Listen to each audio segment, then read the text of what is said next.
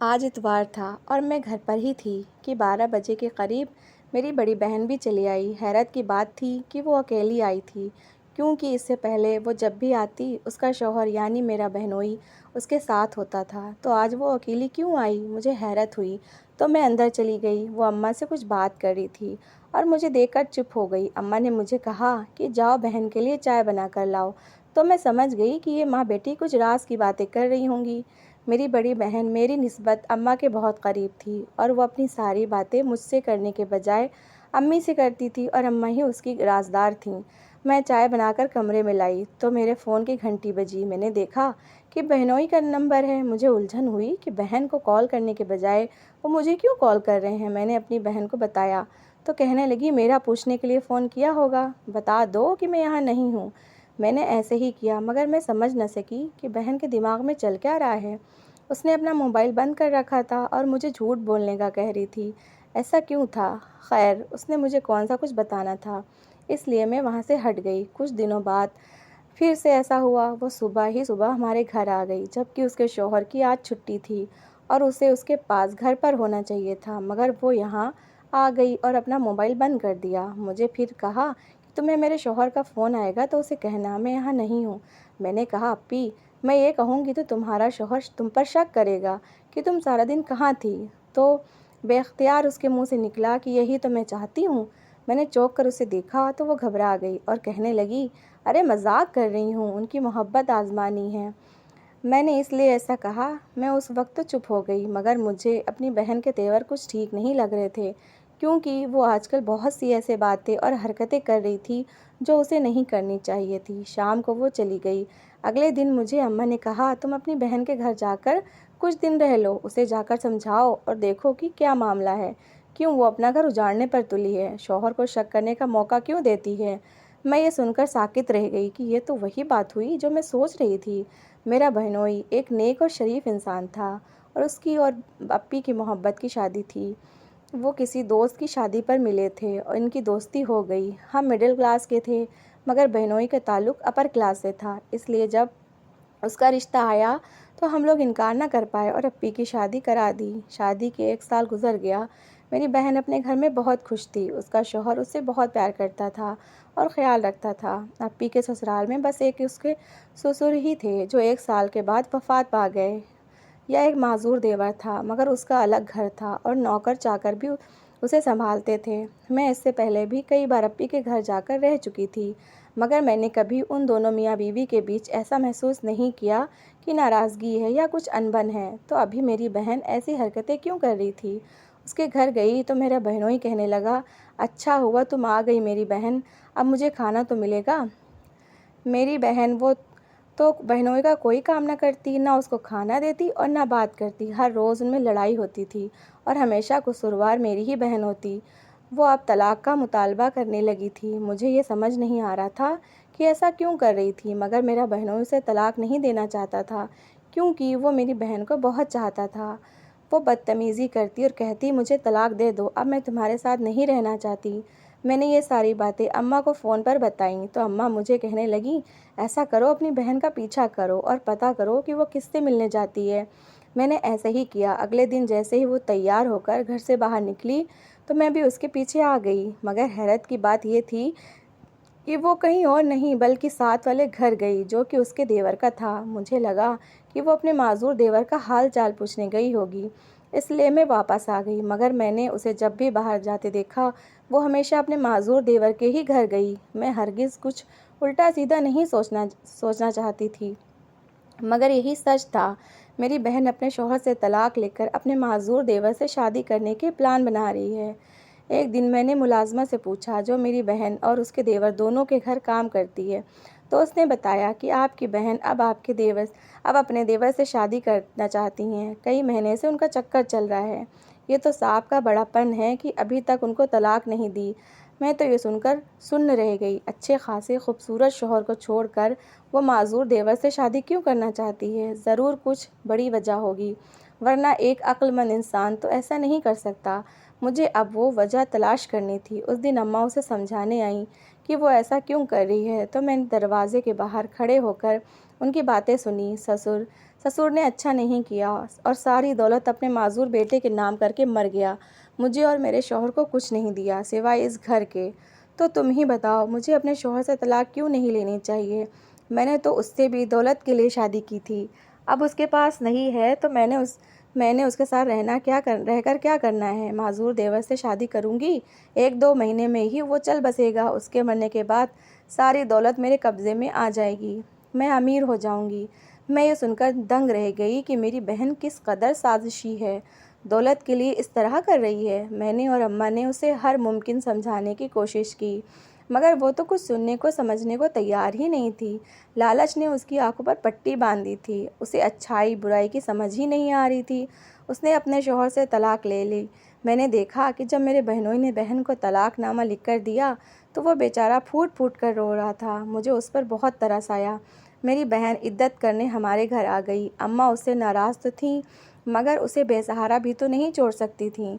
वो शुरू दिन से ही अम्मा की लाडली रही और शादी से पहले जॉब करके हमारा घर चला रही थी। उसकी शादी के बाद भी हमारा घर उसी के दम पे चल रहा था। अब वो हक महर में भी ढेर सारे पैसे लाई थी, तो अम्मा उसको कैसे अपने घर ना रहने देती।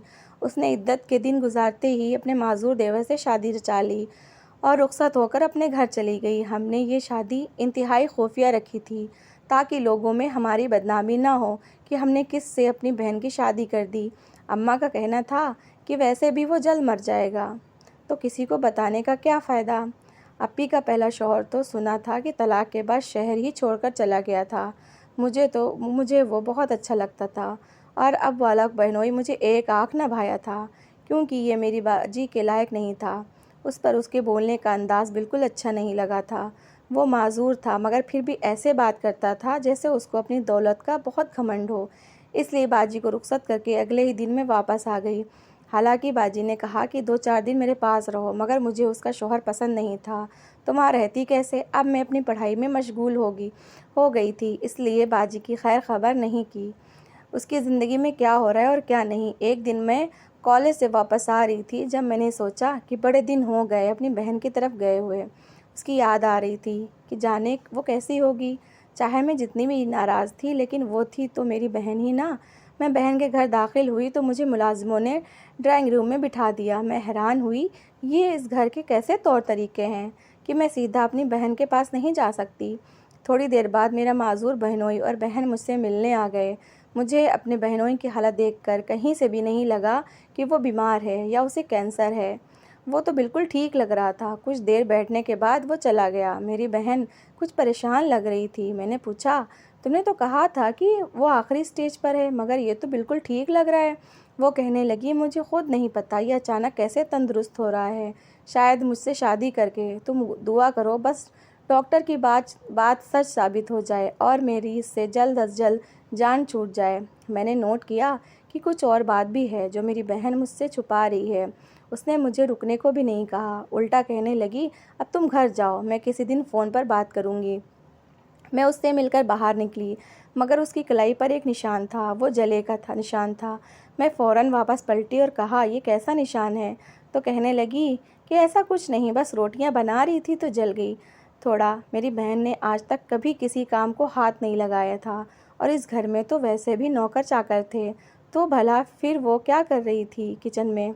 बहरहाल मैं वापस आ गई। अम्मा को यही बताया कि वो बहुत खुश है। शादी को 1.5 महीना गुजर गया था और डॉक्टर की दी गई मोहलत ख़त्म होने वाली थी, मगर वो शख्स तो मरने का नाम ही नहीं ले रहा था, बल्कि पहले से ठीक हो रहा था। मेरा शक सही निकला कि मेरी बहन परेशान थी। उस दिन वो फ़ोन करके अम्मा को बताती कि उसके शौहर ने उसका जीना हराम किया हुआ है, उस पर बहुत जुल्म करता है, उसे मारता है। ये सुनकर हम तड़प गए, मगर वो हमें अपने घर आने से मना कर देती कि मेरा शौहर बुरा मानेगा। अब उसके लिए सिर्फ दुआ ही कर सकते थे। मैंने सोचा था कि अब तो बाजी हमारी माली मदद नहीं कर सकेंगी, इसलिए मैं नौकरी कर लूँगी। लेकिन एक बात बहुत अजीब थी कि अब भी मेरी बहन हमें पैसे भेज रही थी। अपने शौहर से छुपकर ही करती होगी। मेरे पेपर करीब आ गए। मेरा सेंटर शहर के आखिरी कोने में एक कॉलेज में था, इसलिए मैं उस दिन बहुत जल्दी घर से निकल गई ताकि वक्त पर पहुंच सकूं। रिक्शा वाला सिग्नल पर रुका तो मैं वक्त गुजारी के लिए इधर उधर देखने लगी, तो एक मंजर देखकर मैं चौंक गई। मेरे बिल्कुल साथ वाली गाड़ी में मेरी बहन का पहला शौहर था और उसके साथ एक लड़की थी। میرا پہلا بہنوئی نے جیسے ہی مجھے دیکھا تو فوراً منہ چھپا لیا۔ میں پہلے تو حیران ہوئی کہ اس کے ساتھ لڑکی کون ہے، مگر پھر سوچا کہ میری بہن جب اپنی نئی زندگی شروع کر سکتی ہے تو یہ بھی تو کر سکتا ہے، مجھے کیا لگے جو بھی ہو اس کے ساتھ ہو، مگر اسے مجھے دیکھ کر ڈرنے اور منہ چھپانے کی کیا ضرورت۔ میری بہن اب اس کی بیوی تو نہیں تھی جو میں ان سے پوچھتی۔ میں پیپر دے کر اپنی بہن کو ملنے بغیر اس کے گھر پہنچ گئی تو مجھے دیکھ کر کہنے لگی، تم واپس جاؤ ورنہ میرا شوہر غصہ کرے گا۔ میں الجھتے ہوئے گھر واپس آ گئی۔ شادی کو 3 ماہ گزر چکے تھے اور اب اس کے شوہر کے مرنے کی کوئی امکانات نہیں تھے۔ اس لیے ہم نے باجی کو کہا کہ اس شخص کے ساتھ نہ رہو جو تم پر اتنا ظلم کرتا ہے، طلاق لے کر گھر چلی آؤ۔ مگر اماں کہتی، تمہاری شادی ہونی ہے، اگر یہ گھر واپس آ گئی تو تمہاری شادی میں مشکلیں پیدا ہو جائیں گی۔ تو وہ تو پیسے کے لالچ میں شادی کر کے پھنس چکی تھی، مگر پھر بھی اسے اماں اور میرا پورا خیال تھا۔ میں نے بس ایک ہی بار باجی کے شوہر سے ملاقات کی تھی اور دوبارہ کرنے کا سوچا بھی نہیں تھا، مگر مجھے معلوم نہیں تھا کہ قسمت ہمیں اب آمنے سامنے کر دے گی۔ ہوا کچھ یوں کہ میں نے تعلیم مکمل کر کے ایک اسکول میں نوکری کر لی جہاں غریب بچوں کو مفت تعلیم دی جاتی تھی۔ وہاں جا کر پتہ چلا کہ ایک امیر شخص نے یہ اسکول بنوایا ہے تاکہ وہ غریب لوگوں کا بھلا کر سکے۔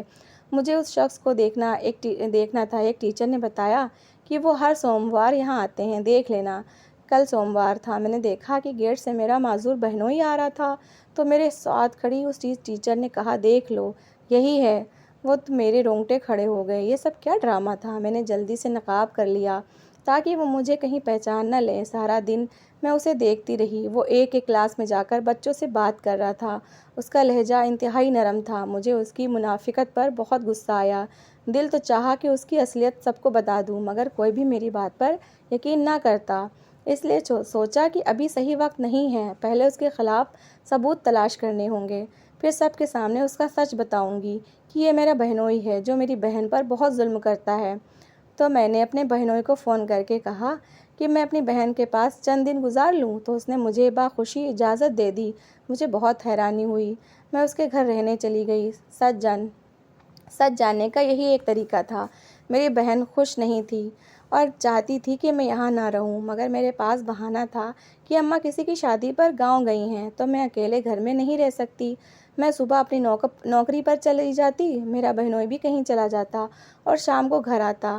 شاید اس کے بہت سارے کام تھے۔ میں نے نوٹ کیا کہ اس کا رویہ میری بہن کے ساتھ انتہائی اچھا تھا اور وہ اسے کچھ نہیں کہتا تھا، مگر میری بہن نے اپنے نشان دکھائے اور کہا کہ اس کی باتوں میں مت آنا، یہ صرف تمہاری وجہ سے ڈرامہ کر رہا ہے، کہیں تمہیں اس کا سچ پتہ نہ چل جائے، ورنہ اس نے میرا جینا دوبھر کر رکھا ہے۔ میں نے سوچ لیا تھا کہ اب اس کی پولیس میں کمپلین کروا دوں گی۔ آج سوموار تھا اور وہ اسکول میں ہی موجود تھا۔ میں اب تک اس کے سامنے نہیں آئی تھی۔ مجھے اسکول میں اماں نے فون کر کے کہا کہ میری طبیعت خراب ہو رہی ہے، جلدی آؤ۔ میں چھٹی لے کر بھاگ کر گھر پہنچی۔ اماں کو اسپتال لے کر گئی۔ میں اسٹور سے دوائی لینے جیسے ہی سڑک کے دوسرے کنارے پر آئی تو میں نے اپنے بہن کو کسی آدمی کے ساتھ دیکھا۔ اس کا شوہر تو اسکول میں موجود تھا، تو پھر یہ کس کے ساتھ گاڑی میں تھی؟ اس وقت میرا اماں کے پاس ہونا بہت ضروری تھا، ورنہ میں پیچھے جاتی۔ مجھے ایک ہی ڈر تھا کہ کہیں اب وہ تیسرے شخص کے پیچھے نہ لگ گئی ہو۔ 1 ہفتے تک میں نے اماں کی وجہ سے اسکول سے چھٹیاں کی، ان کی خدمت کی، مجھے کہیں نکلنے کا موقع نہیں تھا۔ جب اماں کی طبیعت ٹھیک ہوئی تو اماں نے کہا، اب تم چھٹی نہ کرو، اسکول جاؤ۔ میں اسکول آ گئی۔ اسکول کی چھٹی پر میں نے سوچا کہ اپی کی خیریت معلوم کرتی چلوں، تو اپی کے گھر آ گئی۔ گھر آئی تو گھر میں کوئی نظر نہیں آ رہا تھا، ملازم بھی نظر نہیں آ رہے تھے۔ ایک چیخ کی آواز سنائی دی۔ میں بھاگتے ہوئے اپنی بہن کے کمرے میں گئی تو اندر کا منظر دیکھ کر میری روح کانپ گئی۔ مجھے لگا کہ شاید اس کا شوہر آج گھر ہوگا اور اسے مار رہا ہوگا، مگر جس شخص نے اپی کی گردن دبوچ رکھی تھی وہ کوئی اور نہیں، اپی کا پہلا شوہر تھا۔ میں نے فوراً آگے بڑھ کر اسے چھڑوایا، مگر وہ بہت تیش میں لگ رہا تھا۔ میری اپی ڈر کے مارے پیچھے چھپ گئیں۔ میں حیران تھی کہ وہ اب یہاں میری اپی کے کمرے میں ان کو مارنے کے ارادے سے کیوں آیا تھا۔ اسی وقت اپی کا شوہر پولیس لے کر آن پہنچا اور اپنے بڑے بھائی کو گرفتار کروا دیا۔ میں حیران تھی کہ یہ سب کیا معاملہ ہے، کیوں میرا پہلا بہنوئی چیخ چیخ کر کہہ رہا تھا، میری اپی کو گرفتار کرو، اس نے بھی میرا ساتھ دیا تھا، اسے بھی پکڑو۔ اس کے جانے کے بعد اپی نے مجھے شرمندہ ہوتے ہوئے ساری کہانی سنائی، جسے سن کر میں دنگ رہ گئی کہنے لگی میرا پہلا شوہر سسر کا سوتیلا بیٹا تھا، مجھے لگتا تھا کہ اچھا انسان ہوگا، اس لیے اس سے محبت کر بیٹھی اور شادی کر لی، مگر سسر اسے اچھی طرح جانتے تھے، اس لیے انہوں نے اپنی ساری جائیداد اپنے چھوٹے اور معذور بیٹے کے نام کر دی، جو اسے گوارا نہ ہوئی۔ وہ چاہتا تھا کہ کسی صورت ساری جائیداد کا مالک خود بن جائے۔ انہی دنوں اسے پتہ چلا کہ اس کا چھوٹا بھائی مرنے والا ہے، اسے کینسر ہے۔ اس نے مجھ سے کہا کہ میں اس کے بھائی سے شادی کر لوں۔ میں محبت کے آگے مجبور ہو گئی۔ شادی کے کچھ عرصے کے بعد مجھے پتہ چلا کہ میرے دیور کو ڈاکٹر نے کسی اور کی رپورٹ دے دی تھی۔ وہ معمولی سی بیماری کا شکار تھا اور اس کو کینسر نہیں تھا۔ میں نے یہ سب جب اسے بتایا تو اس نے مجھے ایک ڈبی دے کر کہا کہ اپنے شوہر کے کھانے میں ملا دینا اور اپنے گھر والوں کو مشہور کر دو کہ تمہارا شوہر تم پر بہت ظلم کرتا ہے، حالانکہ وہ بہت اچھا انسان تھا۔ میں نے یہی کیا، مگر ایک دن مجھے پتہ چلا کہ جو چیز میں اپنے شوہر کو روزانہ کھانے میں ملا کر دے رہی ہوں وہ زہر ہے، تو میں نے اسے یہ دینا بند کر دیا اور صاف صاف کہہ دیا کہ میں کسی کی جان نہیں لے سکتی۔ میرا پہلا شوہر غصے میں آ گیا، مجھے دھمکیاں دینے لگا۔ میں اپنے شوہر کو فون پر ساری بات بتا رہی تھی کہ تبھی میرا پہلا شوہر کمرے میں داخل ہوا اور مجھے مارنے لگا۔ اسی وقت تم آ گئی۔ میں یہ سب سن کر بہت حیران تھی۔ تبھی میرا بہنوئی بولا، تم چاہو تو مجھ سے طلاق لے سکتی ہو۔ میری بہن روتے ہوئے کہنے لگی، میں تم جیسے اچھے انسان کو چھوڑ کر نہیں جانا چاہتی۔ میں نے پہلے غلط شخص کو اپنے لیے چنا تھا، مگر اس بار میرا انتخاب صحیح انسان ہے۔ میں نے بھی اپنی بہن کو پیار کیا اور گھر واپس آ گئی۔